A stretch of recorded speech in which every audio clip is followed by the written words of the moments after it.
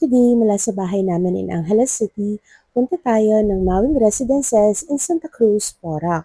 And yes, habang tuloy-tuloy ang ulan dito sa Pampanga, gusto kong ipakita sa inyo mismo yung mga dadaanan natin. So ngayon, nandito na tayo sa Mawing Porac. Makikita niyo mismo yung condition ng community despite the continuous rains. Kaya kapag sinabi kong flood-free ang Mawing, hindi lang ito basta claim.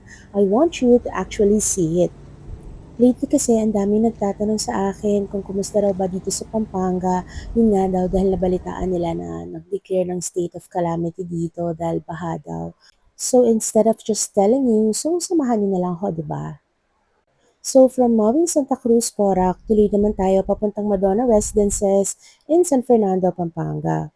And this is also something I want my clients to see, yung actual na dadaanan and yung actual surroundings, especially during rainy days. So kahit ilang araw ng maulan, makikita niyo na accessible pa rin yung dadaanan natin and the community remains flood-free. Because when you're investing in a home, hindi lang naman magandang bahay ang tinitignan natin, di ba? Importante rin ang location, accessibility, and most importantly, your peace of mind. So if you're considering Mawing or Madonna, just take my word for it. House turnover day pala namin today. Ayun lang. Thank you. Bye!